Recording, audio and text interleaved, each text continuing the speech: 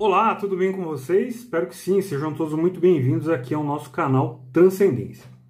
E algumas pessoas têm me questionado por conta do atual momento político do Brasil sobre o fato de eu já ter me declarado monarquista, mas monarquista num plano ideal, sem dar apoio ou me envolver nos muitos grupos que se dizem monarquistas no Brasil atual. E eu vou tentar passar aqui a minha visão sobre o tema e abordar alguns aspectos que pouca gente observa. Então a primeira questão é que para se construir qualquer movimento monarquista sério no Brasil, é preciso exorcizar os aloprados. Então quem eu estou aqui chamando de aloprados? Então são aqueles indivíduos delirantes, que não entendem nada de política ou de história, né, que acreditam em teorias malucas da conspiração, que misturam uma visão extremista cristã, seja católica ou evangélica, com o ideal monarquista em si, né? E esses aloprados, eles trazem descrédito aos monarquistas, eles trazem um aspecto ridículo, caricato, delirante e confuso sobre o ideal monarquista. E hoje esse pessoal se coloca como parte de uma direita aí republicana que já perdeu o senso de realidade faz muito tempo.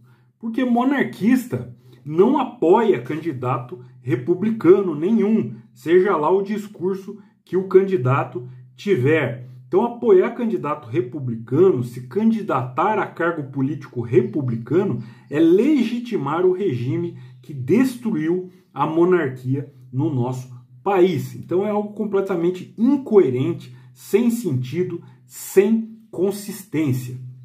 E há outros pontos aí que precisam ser avaliados, né? Os monarquistas, eles precisam ter consciência de que influência política não se consegue apenas através de cargo eletivo. Então um príncipe ou um nobre se candidatando a cargo eletivo republicano, além de ser incoerente e de trazer descrédito, né, para a própria ideologia monarquista, demonstra uma compreensão muito limitada das formas de exercer influência política. Então, movimentos de grande influência política, né, como LGBTQIA+, os movimentos sindicais ou outros grupos organizados da sociedade, eles exercem influência e pressão política significativos, sem que, entretanto, haja a necessidade de suas lideranças estarem filiadas a partidos políticos ou concorrendo a cargos eletivos. Então a influência ela é exercida de forma indireta, movendo, em algumas oportunidades, muitos políticos de diversos partidos diferentes. E os monarquistas, dessa forma, eles deveriam se colocar como contraponto aos descalabros da República, né, e demonstrar as fraquezas e os absurdos republicanos e não tomar parte no sistema que, ao menos em teoria, eles deveriam combater.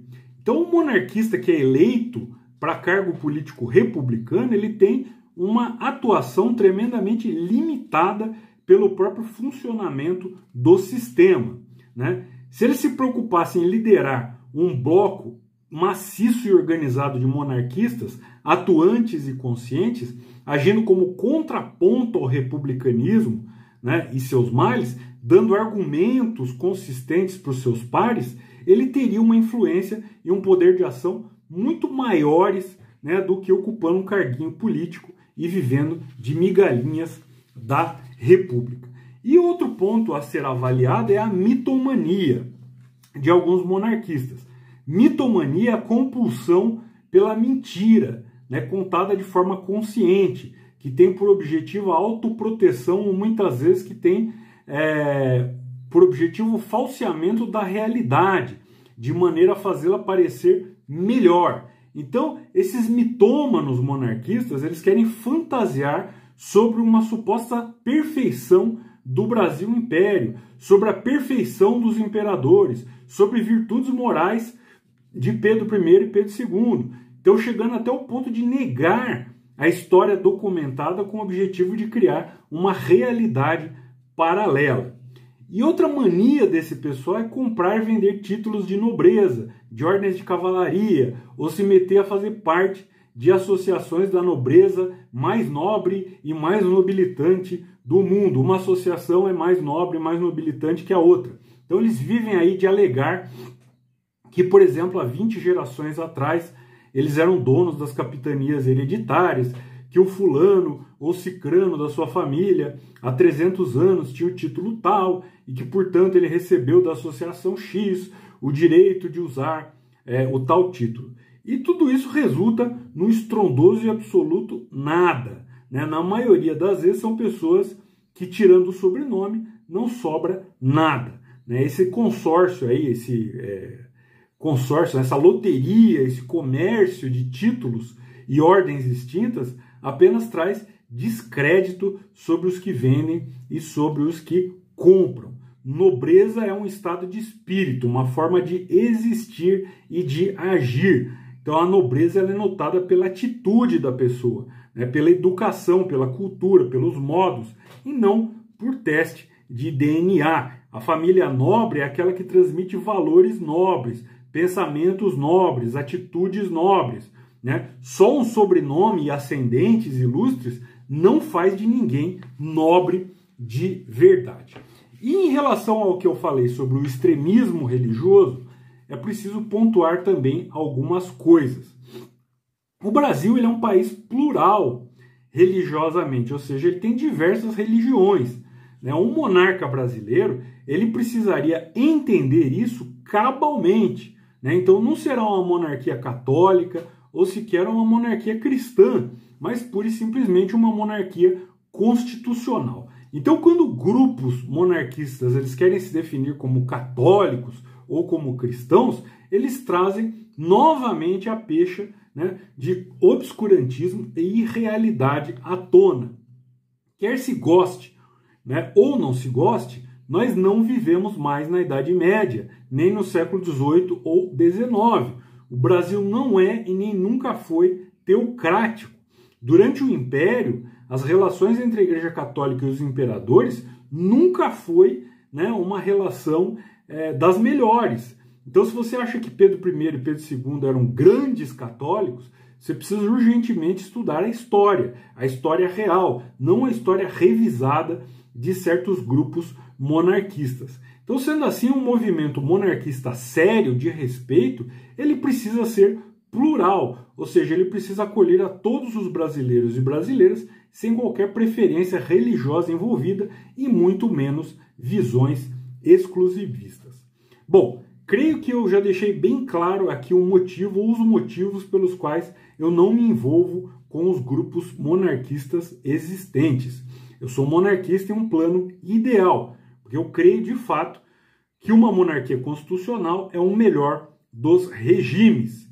Mas eu não vejo hoje nenhum dos descendentes de Pedro II com qualquer condições de liderar, né, um movimento monarquista consistente, e muito menos, né, de numa hipotética restauração monárquica assumir o trono. Eu não vejo qualquer consistência em pessoas que, se dizendo nobres e monarquistas, tentam cargos eletivos em regime republicano para viver de migalhas de poder e de gordos salários. Também não vejo consistência nesse monarquismo bolsonarista delirante atual.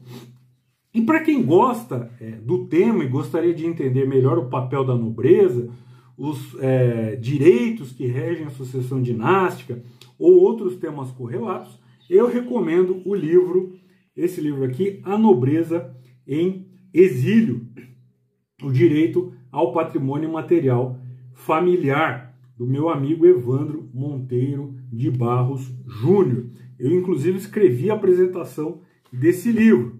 E se trata de um estudo sóbrio que demonstra possibilidades fora desse extremismo religioso, né, e fora do carreirismo político republicano em nome da monarquia. Isso não quer dizer que eu concorde com tudo que está no livro, né, mas eu vejo como algo sóbrio. Eu não concordo, por exemplo, com a viabilidade da proposta do Círculo Monárquico do Brasil de uma legitimidade automática dos Orleans e Bragança no trono brasileiro. Mas eu entendo a justificativa e creio que seja uma questão a ser debatida extensamente no caso e se houver um movimento monárquico consistente no futuro. Ok? Então, muito obrigado por você ter assistido até agora. Clica aí no joinha, se inscreva no canal caso você não seja inscrito, torne-se membro, enfim, nos ajude, nos acompanhe aqui junto do canal se você gosta da temática da qual nós tratamos aqui. Muito obrigado por ter assistido até agora e até o próximo vídeo.